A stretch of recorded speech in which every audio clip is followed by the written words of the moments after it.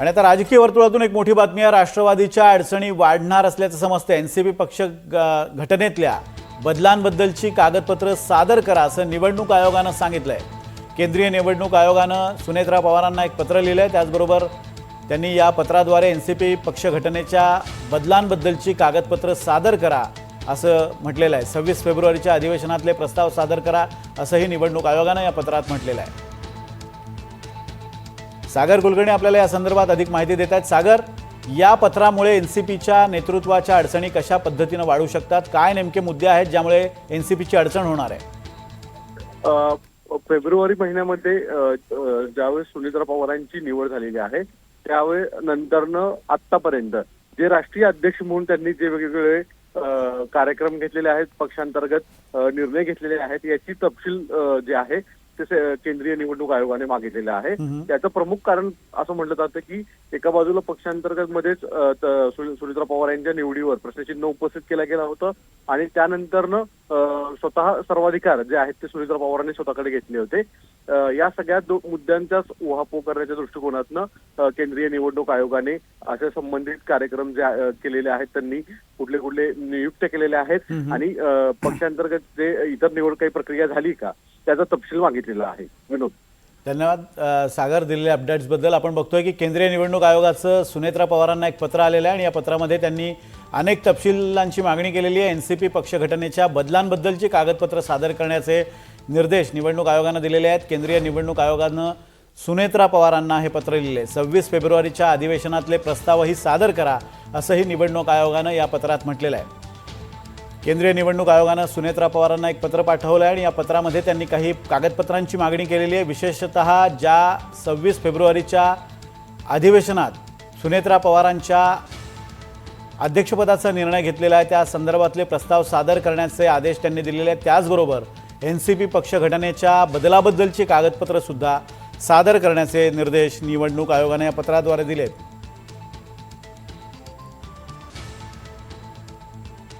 राजकीय वर्तुळातून मोठी बातमी, राष्ट्रवादीच्या अडचणी त्यामुळे वाढू शकतात। निवडणूक आयोगानं काही कागदपत्रांची मागणी केलेली आहे। विशेषतः ज्या अधिवेशनात किंवा ज्या पक्षीय बैठकीमध्ये सुनेत्रा पवारांची राष्ट्रीय अध्यक्षपदी निवड करण्यात आली त्या 26 फेब्रुवारीच्या अधिवेशनातले प्रस्ताव सादर करण्याचं निवडणूक आयोगानं सांगितलेलं आहे। या पत्राद्वारे त्यांनी काही सूचना केलेल्या आहेत। राष्ट्रवादी काँग्रेसमध्ये अंतर्गत नाराजी या सगळ्या पत्रबाजीवरून रंगली होती। विशेषतः कार्याध्यक्षांच्या कार्यपद्धतीवरून आणि प्रफुल्ल पटेल सुनील तटकरे विरुद्ध पक्ष नेतृत्व असा वाद रंगला होता। सागर कुलकर्णी आपल्यासोबत याविषयी बोलण्यासाठी आहेत। सागर, या सगळ्या निवडणूक आयोगाने जी मागणी केलेली आहे या सगळ्यामध्ये कोणत्या मुद्द्यावरून एनसीपीची अडचण वाढू शकते? विशेषतः त्यांनी 26 फेब्रुवारीच्या अधिवेशनातले प्रस्ताव सादर करण्यास सांगितलेले आहेत। या मुद्द्याबद्दल काय सांगशील?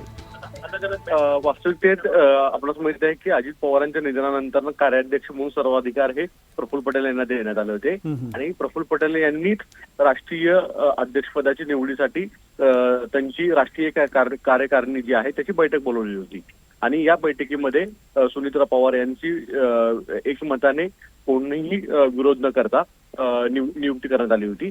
अर्थात या नियुक्तीनंतर जे काही निर्णय घेतले गेले, विशेषतः 2 पत्र जे सुनेत्रा पवारांनी केंद्रीय निवडणूक आयोगाला पत्रव्यवहार केला होता त्यामध्ये कार्याध्यक्ष म्हणून प्रफुल्ल पटेल यांचाच उल्लेख न करणं, तटकरेंना प्रदेशाध्यक्ष म्हणून उल्लेख न करणं, या सगळ्या काही गोष्टींमुळे पक्षांतर्गत वाद जो होता तो प्रफुल्ल पटेल तटकरे विरुद्ध सुनेत्रा पवार असा रंगला होता।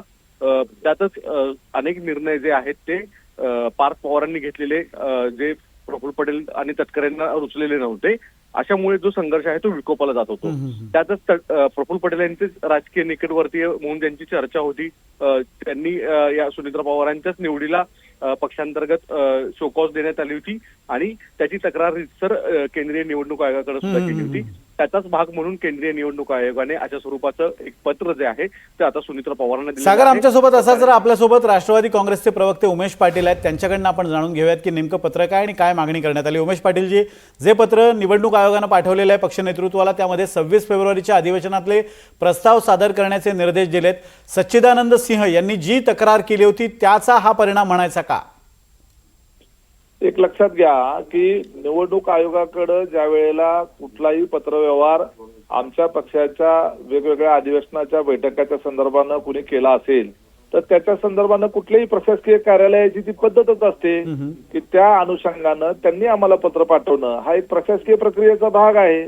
एखादा नागरिक ज्या वेळेला एक तहसीलदारकडे अर्ज करतो त्यावेळेला त्या अर्जाच्या संदर्भानं जर काही पुढची माहिती हवी असेल तर तो तहसीलदार त्या संबंधित नागरिकाला जसं पत्र पाठवतो ती जशी प्रशासकीय प्रक्रिया आहे तसं एखाद्या राजकीय पक्षाच्या संदर्भानं निवडणूक आयोगाबरोबरचा पत्रव्यवहार जर कुणी त्या ठिकाणी निवडणूक आयोगाच्याकडे काही मुद्दे उपस्थित केलेले असतील तर त्याच्या संदर्भामध्ये निवडणूक आयोगाने आम्हाला पत्र पाठवणं हा नॅचरल ऍडमिनिस्ट्रेटिव्ह प्रोसिजरचा भाग आहे. बरोबर आहे. त्याच्यामध्ये फार काही म्हणजे वेगवेगळ्या पद्धतीनं आता जे काही न्यूज ऐकतोय की हा पक्ष अडचणीत तमुक अडचणीत हे वगैरे असं खरं तर बोलायची गरजच नाहीये.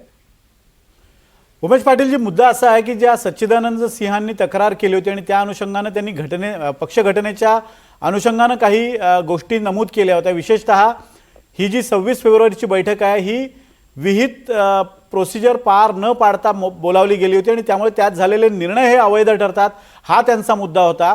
या मुद्द्यावर या तांत्रिक मुद्द्यावर पक्षाची काय बाजू असेल? या संदर्भामध्ये एकदम अगदी स्पष्ट आहे की सुनेत्रा वहिनी पवार यांची त्या राष्ट्रीय अधिवेशनामध्ये राष्ट्रीय अधिवेशन बोलवलं होतं ते मुंबईत बोलवलेलं होतं ते जगजाहीर होतं त्याचे सगळ्यांना निरोप व्यवस्थित दिले गेलेले होते. त्या अधिवेशनाला ज्यांनी राष्ट्रीय अध्यक्षांची निवड करायची असते ते सगळे प्रतिनिधी त्या ठिकाणी उपस्थित होते. स्वतः सच्चिदानंद सिंह देखील त्या ठिकाणी जर मग विहित प्रक्रिया झाली नव्हती तर ते कसे काय बैठकीला उपस्थित राहिले होते. ज्या वेळेला अध्यक्षांच्या निवडीचा प्रस्ताव मांडला त्यावेळेला दोन्ही हात वर करून या सच्चिदानंद सिंह यांच्यासह सगळ्यांनीच एकमताने सुनेत्रा वहिनी यांची राष्ट्रीय अध्यक्षपदी निवड झालेली होती. त्याच पक्षाच्या अधिकृत घड्याळ चिन्हावर स्वतः सुनेत्रा वहिनींनी निवडणूक आयोगाच्याच मान्यतेने निवडणूक लढवली. ते निवडून देखील त्या ठिकाणी आल्या. त्याच्यानंतर पार्थ अजित पवार हे स्वतः खासदार म्हणून त्या ठिकाणी याच पक्षाच्या वतीनं त्या ठिकाणी निवडणुकीला उभे राहिले. त्याला मान्यता निवडणूक आयोगाने दिली आणि ते आता राज्यसभा म्हणून सदस्यही झाले. त्यांनी तिथं शपथही घेतली. सुनेत्रा वहिनी पवार यांनी सुद्धा शपथ घेतली आणि त्या आता राज्याच्या उपमुख्यमंत्री म्हणून राष्ट्रवादी काँग्रेस पक्षाच्या वतीनं त्या ठिकाणी प्रमुख प्रतिनिधित्व करतायत. ही सगळी प्रक्रिया जर याच्यामध्ये जर कुठलीही कायदेशीर चूक असती तर निवडणूक आयोगानं ही पुढची प्रक्रिया कशा पद्धतीने होऊ दिली असती सांगा बरं. पण मला सांगा तुम्ही म्हणतात की तांत्रिक दृष्ट्या सगळी प्रक्रिया व्यवस्थित राबवली आणि नंतर निर्णय झालेला आहे. पण जर निवडणूक आयोग त्या निर्णयाबद्दलच कागदपत्र मागत असेल तर पक्ष घटनेच्या अनुषंगानं जे निर्णय घेण्यात आले त्याचे पुरेसे दस्तावेज निवडणूक आयोगाला पोहोचवण्यात पक्ष कमी पडला असं म्हणायचं का? अजिबात नाही. या संदर्भामध्ये सच्चिदानंद सिंह किंवा अजून कुणीही सच्चिदानंद सिंह यांचंच फक्त उदाहरण कशाला कुणीही उद्या आम्ही कुणीही त्या ठिकाणी निवडणूक आयोगाला जर आमच्या पक्षाच्या संदर्भानं कुठला पत्रव्यवहार केला आणि माहिती मागितली तर निवडणूक आयोग त्याचं काउंटर माहिती कोणाला विचारणार? आम्हालाच विचारणार ना. त्यामुळे ते पत्र येणारच आहे प्रति कॉपी म्हणून. तुम्हाला या सगळ्या पत्राची अपेक्षा होती की या तक्रारीनंतर कदाचित असा खुलासा निवडणूक आयोगाकडून मागितला जाऊ शकतो? निश्चितपणे त्या बाबतीमध्ये कुणीही पत्रव्यवहार केला तर निवडणूक आयोग जे आहे त्या ठिकाणी असा पत्रव्यवहार करतच असतं. म्हणून म्हटलं मी की ही रुटीन ऍडमिनिस्ट्रेटिव्ह प्रोसिजर आहे. ते पत्र फेकून तर देऊ शकत नाही. एखाद्याने समजा त्या ठिकाणी निवडणूक आयोगाला पत्र दिलेलं आहे ते काही कचऱ्यात तर टाकून देणार नाही ना निवडणूक आयोग. तर त्या अनुषंगाने ही निवडणूक आयोग कारवाई करते असं तुमचं म्हणणं आहे आणि पक्ष आवश्यक ती सगळी कागदपत्र सादर करेल असंही तुमचं म्हणणं आहे? कारवाई नव्हे कार्यवाही असं म्हणा. उमेश पाटील धन्यवाद. आपण आमच्याशी संवाद साधलात त्याबद्दल. राष्ट्रवादी काँग्रेसचे प्रवक्ते उमेश पाटील आपल्यासोबत होते. त्यांचं असं म्हणणं आहे निवडणूक आयोगाकडे जर एखादी तक्रार गेली असेल तर त्या अनुषंगानं निवडणूक आयोगानं हे पत्र पाठवलेलं असू शकतं आणि त्या अनुषंगानं आवश्यक ती सगळी कागदपत्र निवडणूक आयोगाला पुरवली जातील असं त्यांचं म्हणणं आहे. यामुळे पक्ष अडचणीत आलाय हा दावा मात्र त्यांनी फेटाळून लावलाय. सागर, ज्या पद्धतीनं उमेश पाटील म्हणतात त्यांना अपेक्षित होतं की अशा स्वरूपाचा पत्रव्यवहार निवडणूक आयोगाकडून केला जाऊ शकतो आणि त्या अनुषंगानं जी कागदपत्र आवश्यक आहेत ती आम्ही सादर करू असं ते म्हणतायत. खरंच यामुळे काही अडचणी वाढू शकतात का की ही एक तांत्रिक बाब आहे? वास्तविकतेत उमेश पाटील यांचा दावा फक्त तांत्रिक बाबींवर आहे.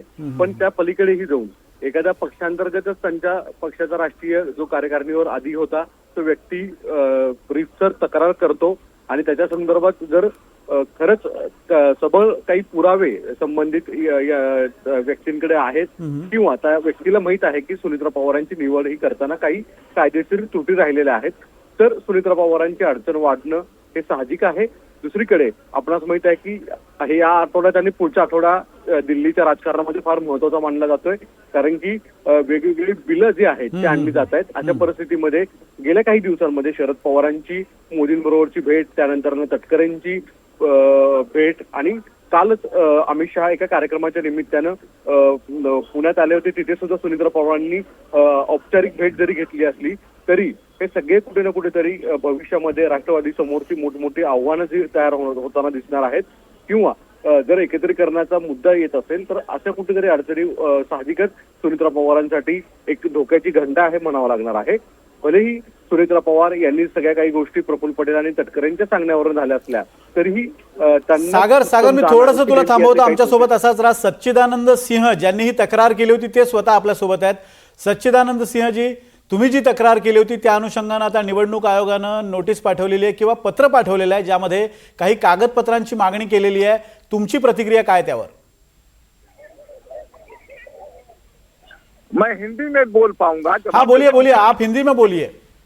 फिर से पूछिए, क्या पूछ रहे थे? मेरा सवाल यह था कि चुनाव आयोग ने एक पत्र भेजा है, एक लेटर भेजा है सुनेत्रा पवार जी को, और उनको कहा है कि 26 फरवरी को जो बैठक हुई थी और उस बैठक में जो निर्णय हुए थे उसके अधिकृत प्रस्ताव सादर करें, और साथ में कुछ कागजात भी मांगे हैं. तो इसके आपके ये जो आपकी शिकायत थी या आपने जो नोटिस दी थी उस पर यह कार्यवाही हो रही है ऐसे लग रहा है. आपकी क्या जानकारी है?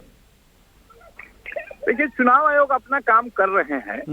मैं तो ममता मैं सुनेत्रा बहनी पवार को राष्ट्रीय अध्यक्ष के रूप में देखना चाहता हूं. इस प्रक्रिया के तहत जो चुनाव प्रक्रिया में जो त्रुटि हुई है बहनी के, उस त्रुटि को सुधार का मांग किया हूं आदरणीय ममता मैं सुनेत्रा बहनी पवार से, आदरणीय प्रफुल्ल पटेल से और आदरणीय बृजमोहन श्रीवास्तव से. और उसमें मैं पार्टी बनाया हूँ मुख्य निर्वाचन आयोग को, ये ईसीआई को, इलेक्शन कमीशन ऑफ इंडिया को. तो हो सकता है कि इलेक्शन कमीशन ऑफ इंडिया अपना कार्रवाई करते होंगे, लेकिन इसकी जानकारी अभी तक इलेक्शन कमीशन ऑफ इंडिया ने हमको नहीं दिए हैं. अगर देंगे तो मैं और विस्तृत बात कर पाऊंगा आपसे. सच्चिदानंद सिंह जी, एक सवाल यह है कि आप बार बार बोल रहे हैं कि कुछ त्रुटियां, कुछ खामियां रह गई थी इस पूरे चुनाव के प्रोसीजर में. क्या खामियां रह गई थी? आपका क्या कहना है कि क्या कौन सी खामियां थी ये? मेरा जो शिकायत था वो तो सार्वजनिक है, आपके पोर्टल पर भी है, ऑल इंडिया में भी है, ईसीआई के पास भी है, सुप्रीम कोर्ट के दरवाजे तक पहुंच चुका है. वो अलग बात है कि दरवाजे के बाहर है, भीतर नहीं हो पाया है, जो आगे उसको मैं देखूंगा. लेकिन जो खामियां हैं और जो मैं लीगल नोटिस के माध्यम से मैं दिया हूं अपने आला कमानों को कि मामला को सुलझा लिया जाए, तो हो सकता है उसी के परिप्रेक्ष्य में इसने भी समर्थन में लेटर को दिया होगा. और ये तो part of the procedure of the party bylaws है. तो पार्टी बायलॉज के अनुसार तो इसी आई का अधिकार है, वो तो मांगेंगे ही और हमसे भी मांगेंगे. हमको भी देना पड़ेगा दस्तावेज की किस आधार पर आपने शिकायत किया है, किस आधार पर ईसीआई के दरवाजे पर आप गए हैं. लेकिन आपके माध्यम से मालूम हो रहा है कि ईसीआई ने मेरा शिकायत पर संज्ञान लिया और नोटिस गई है. हमको कहीं न कहीं विश्वास है कि हमारे आला कमान बैठ करके इस बिंदु पर मामला को जरूर सुलझा लेंगे. एक आखिरी सवाल, क्या हल आपको इसमें से नजर आता है? क्या हल हो सकता है जो भी खामियां रह गई है उसमें? देखिए, हमारे पार्टी के अंदर का विषय है. आगे जब हम लोग बैठेंगे तो निश्चित तौर पर आपको अधिकृत जानकारी मैं दूंगा पार्टी के नेशनल सेक्रेटरी होने के नाते. और मैं चाहता हूं कि विधिवत रूप से, बृहत रूप से पार्टी के बायलॉज के अनुरूप, नीति और सिद्धांत के अनुरूप हमारे राष्ट्रीय अध्यक्ष सुनेत्रा बहनी पवार ही बने. और इसके लिए मैं आपको फिर से पोर्टल पर कहता हूं कि मेरा मत जो है वो सुनेत्रा बहनी पवार के साथ रहेगा लीगलाइज करने में. इस मामला को लीगलाइज हम लोग बैठ के आपस में जरूर सलटा लेंगे.